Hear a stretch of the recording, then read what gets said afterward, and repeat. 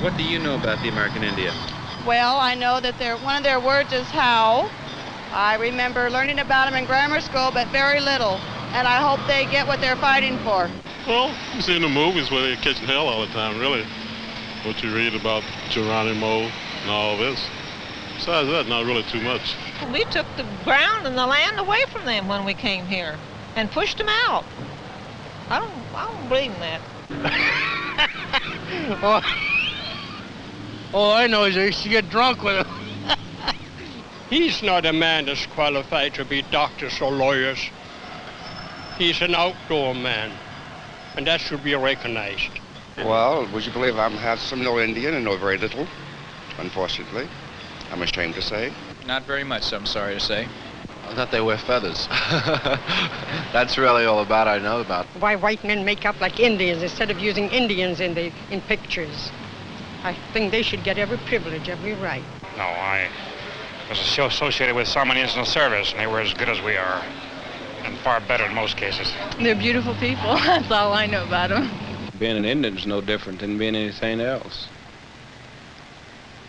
The world is made up of different people. This will come to accept this fact. But as far as being an Indian, I don't know whether there's any difference being an Indian or being anything else. I wouldn't know. I've been nothing else since.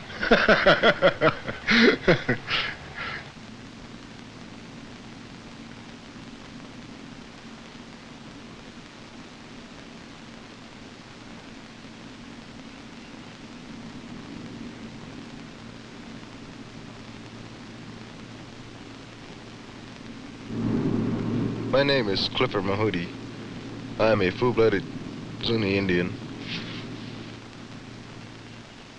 I was educated in the schools on the reservation, and after that I proceeded to New Mexico State University, where I graduated with a Bachelor of Science in Civil Engineering. I travel about 120 miles per day to and from work to Shell Oil Company Sinisa Refinery, where I am working as a civil engineer. The reason I travel that far to work is because I like to live on the reservation, but however I have to go out there to earn my money.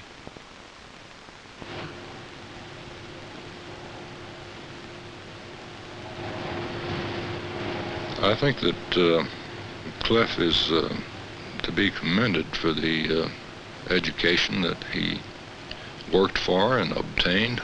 Bachelor of Science in Civil Engineering degree. This is not a simple thing. There's many Anglos that fail to make the grade, I'm sure, that have tried.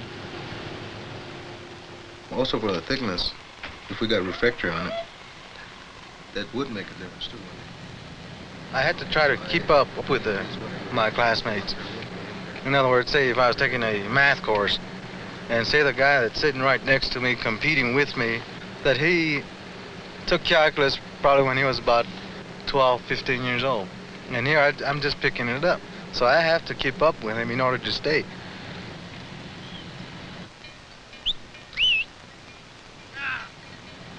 My grandfather owned some sheep. And then he asked me one summer, he says, well, he said, would you like to go herd sheep? And I said, I'll give you so many lambs to start your own group. I said, well, you know, this is the traditional way of starting your own.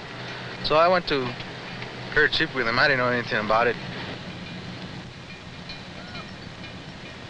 When you're a kid and all the rest of the kids are going swimming and going around and having a lot of fun, and you have to go out there and herd sheep all by yourself, that's pretty rough.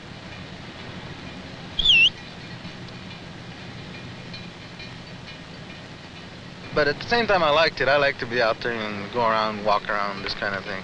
Every day I was in contact with nature. I wake up in the morning, you hear the birds singing, and nice and cool, and you see dew on the grass. And then you go to bed that night, and just the sunset, man, it used to fascinate me. Just being in contact with nature. I think this was a real pleasant side of it.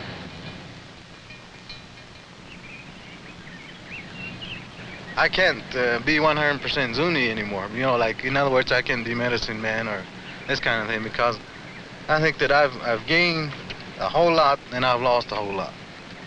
I mean, these are the sacrifices that I had to make.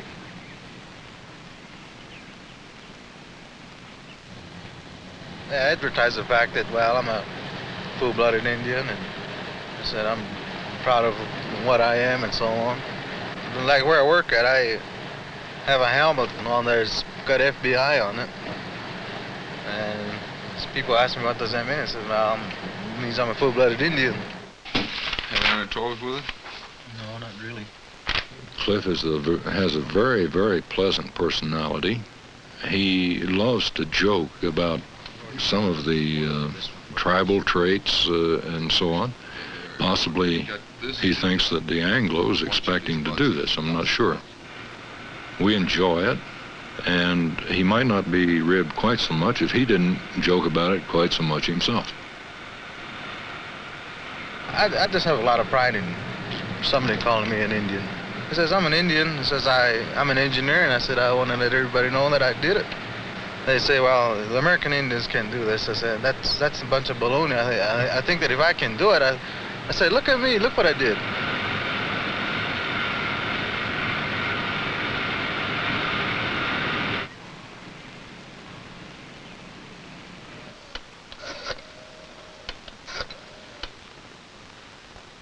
Well, I'm Gordon Herkenhoff, president of Gordon Herkenhoff and Associates Consulting Engineers here in New Mexico for over 25 years. Our association with the American Indian is we don't have to give them any special treatment at all. They are loyal, they work, they come on time, they give us no problems, no troubles, no more than any other employee that we have. We have 12 drafting tables in there with 12 men on them, and I couldn't tell you one from the other. As far as attitude, ability, sure, some of them are more able than others. They have more skills than others. But they're no different. I mean, they're just 12 good fellas in the drafting room, and they give us no problems. Did you get your information from Larry? All the stuff you needed? Yeah, what are you checking? I'm an enrolled Shoshone Indian from the Wind River Reservation, Wyoming, and I'm chief draftsman here, and I've been here 15 years now with this company. You see, I was on the tribal council, on the Shoshone Tribal Council for 8 years, and first of all, I'm real glad that I have the background that I've got, and of course that comes from living on an Indian reservation, born there, and having connections yet. I still have any rights that anybody has on my reservation, and it's important to me.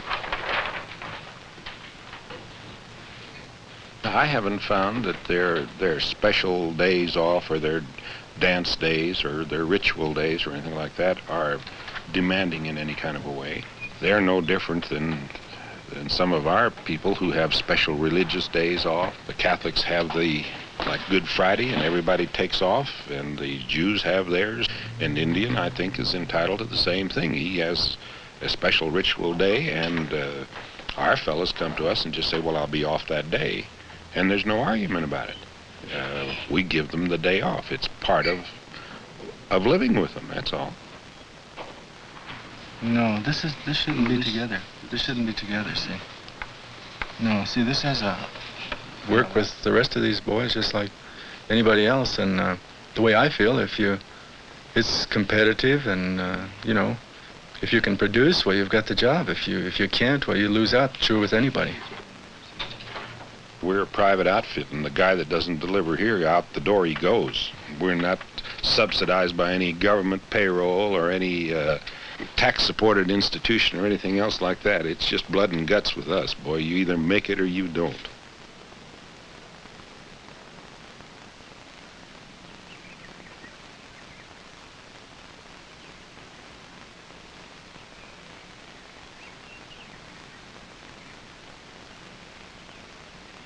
My name is Donna Pino.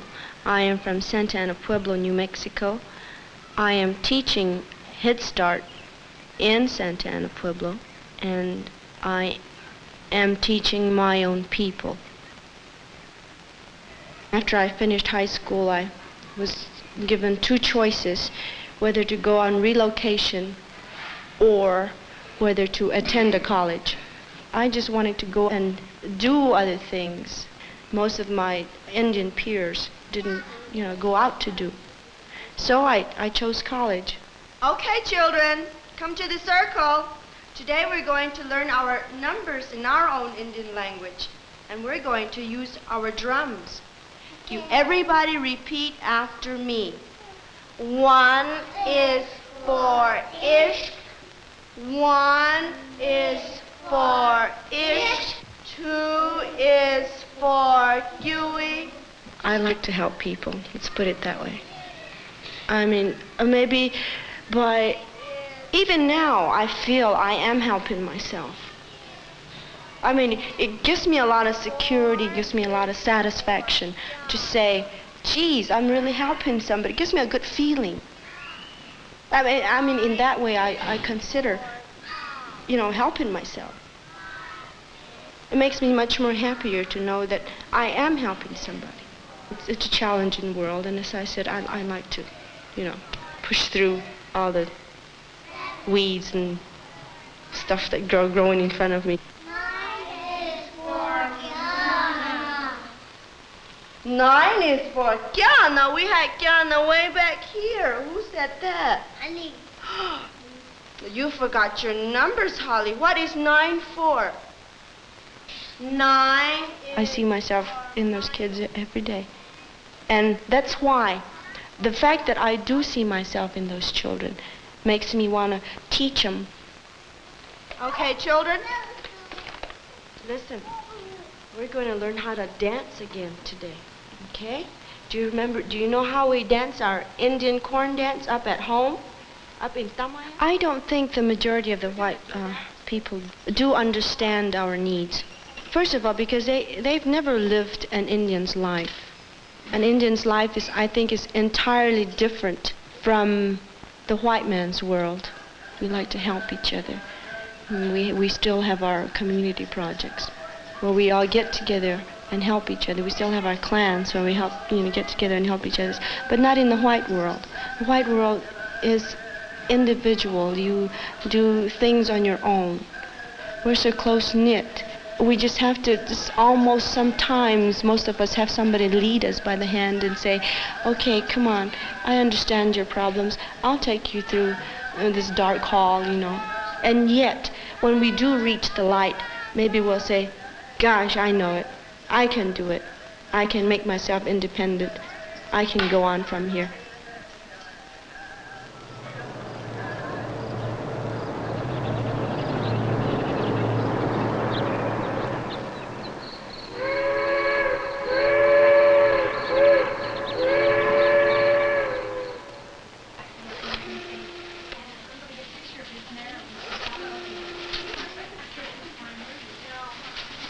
Good afternoon, operator.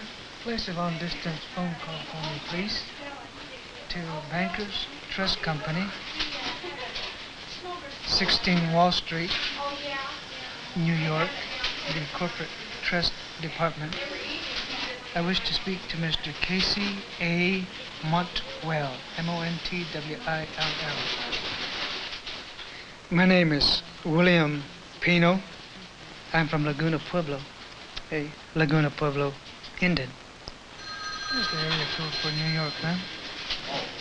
I'm employed by the Albuquerque National Bank, Albuquerque, New Mexico. I'm in charge of the operations of the trust department, which incidentally may be referred to as the largest trust department in New Mexico. I have 7 people working under me. Well, started about 9 years ago as a file clerk and mail boy at our East Central branch. And they transferred me over here to the operations section of the trust department. I've been here about, a year, 3 months. Trust operations, Bill Pino speaking. Yes, ma'am. I'm short. I'm an Indian. I realize that. My education is limited. I realize that. I have something to contribute to society. And the degree to which I fulfill that, I'm going to be happy. And I don't know, maybe others will benefit by it. We're short. Chicks are short? No, our counselor checks are short. Yeah, remember that was the one that we called them about on that we went ahead and got a schedule? Mm-hmm. So was that over or short? That was what I left it on your desk. I am very much striving to fulfill my purpose. And the sooner I find it and the degree to which I accomplish it, then I will feel like I have done something. Do me a favor. I've redeemed this $10,000 CD. Would you write it off and set up this new one? 11. This Indian time, this week I spent one whole week on the reservation. And I got this feeling of I wasn't pushed so much to get something done. I knew I had to do it, so I went about it calmly, steadily, at a pace that I was used to. And the job got done, but at a pace which I didn't have to backtrack so many times. I thought about it, and I enjoyed it a lot more. But here, sometimes you get to the point where you're rushing, then have to backtrack. By rushing, you don't get the joy or the fulfillment of doing this particular task you are performing. You look back and say, what in the world did I do? It's done, but what did I do?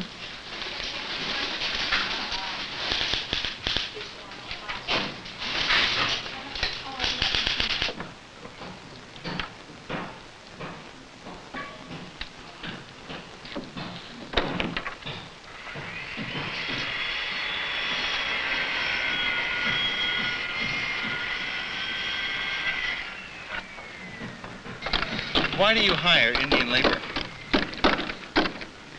Well, he's a good, conscientious, hard worker. He don't waste a lot of time talking or doing things backwards, you might say. He puts in a good 8-hour day, and he's on the job every day, and he's just a good worker. That's like we started this house Monday morning. We're gonna leave it in about another hour and a half, 2 hours, we'll be done. I got 5 Indians and myself. Joe, the lead Indian I got here, does the layout, takes one man, starts laying out.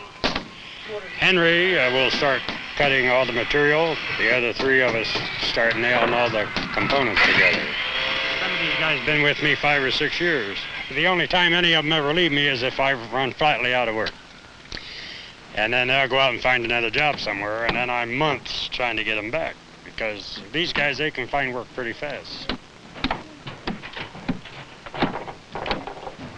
So I work a lot of Indians. And some people jokingly call me an Indian agent, you know, when they see me. Because I work more Indians than I do anything else.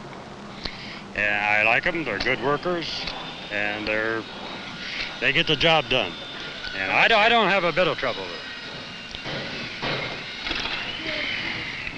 If someone came to you and said, look, I'm planning on putting up a development, and I'm thinking about hiring Indians, what am I getting myself into? What would you say?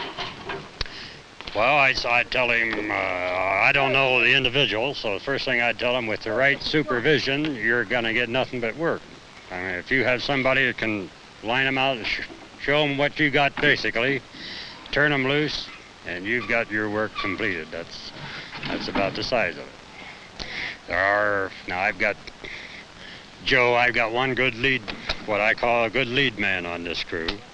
That guy is comparable of any carpenter I've met any place. He can do any part of it, and he don't make a lot of big noise about it. He just gets in and does his work and does what he's told to do. Sometimes a lot more. He tackles some parts of the house he tackles, other guys would be reluctant to do.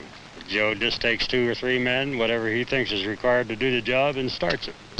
I get out of his way and start something else. Why fight a good thing, you know? That's the way I look at it. Was there ever a time you honestly felt differently about Indians? Oh, no. No, I've always liked the Indians. I used to like to, I come from originally from Pennsylvania, and I read the Last of the Mohicans and all that, and I always wished to hell I was an Indian.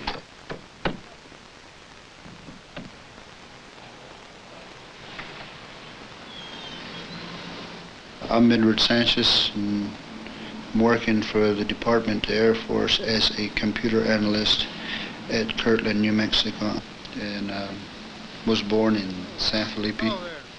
Could you run that for me? Sure. Okay. No, we'll take care of this one for you.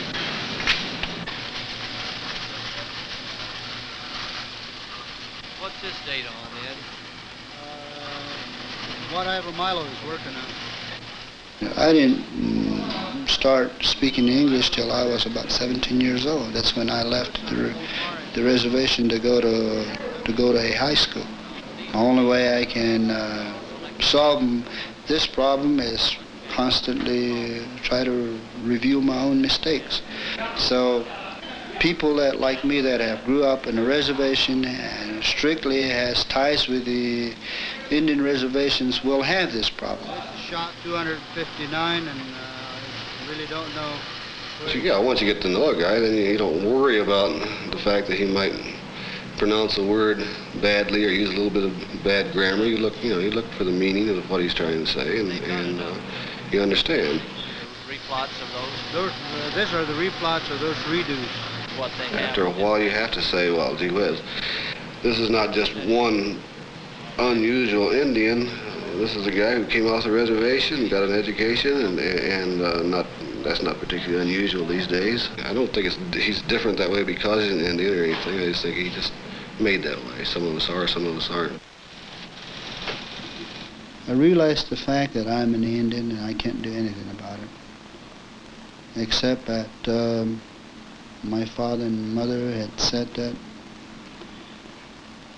we have no choice of being what we want to be. It's what we are made and sent by God, so therefore we should value it as something of a prized possession or the quality that you are. It's what you are. It's what you're going to make yourself.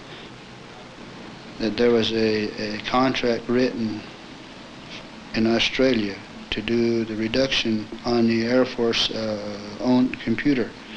And the Australian came around and I guess worked on our machine for about a week. And then I guess all that time he's been wondering, what nationality I was from. So I guess he went and asked one of the co-workers here, and they told him that I was an Indian.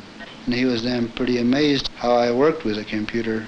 And then he made a comment and says, well, isn't that amazing? This is what you could do to the Aborigines.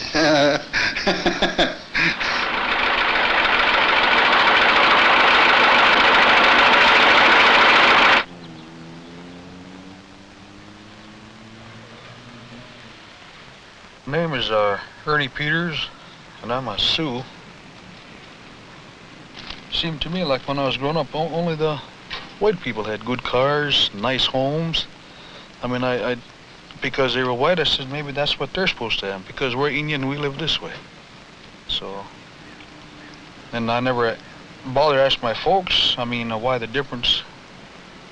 And if we were living in poverty then, to me it was great.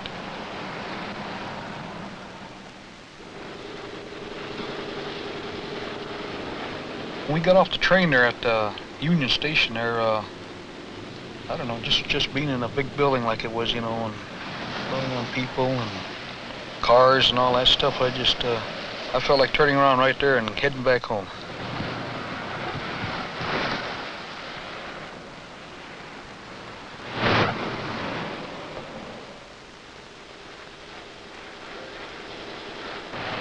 Well, looks like you're getting us stuck together, Ernie.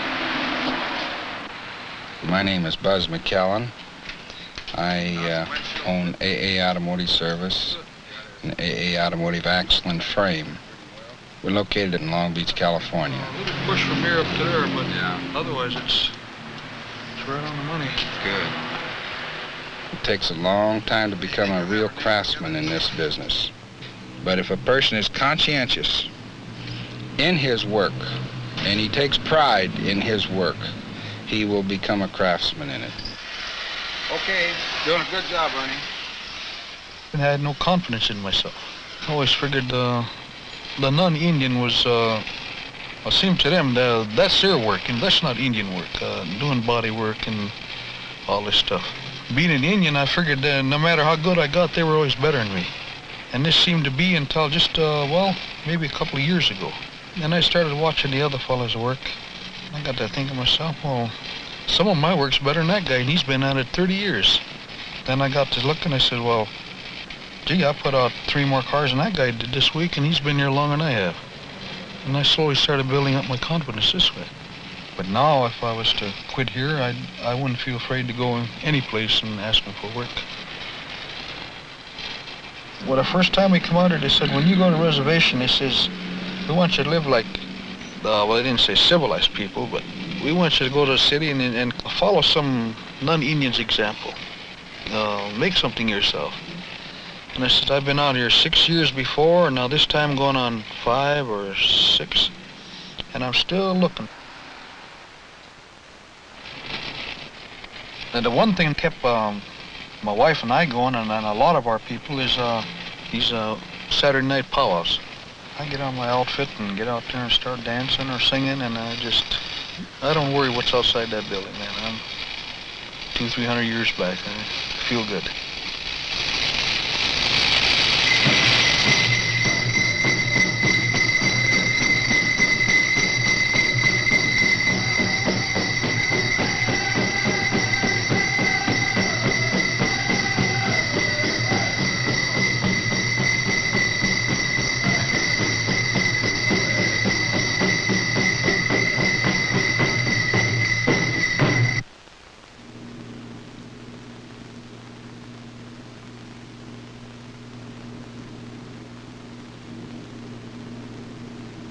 Gives me a lot of security, gives me a lot of satisfaction to say, geez, I'm really helping somebody. It gives me a good feeling.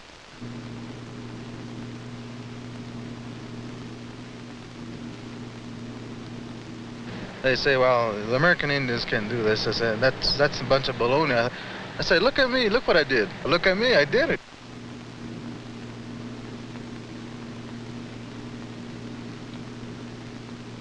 We're a private outfit, and the guy that doesn't deliver here, out the door he goes. It's just blood and guts with us.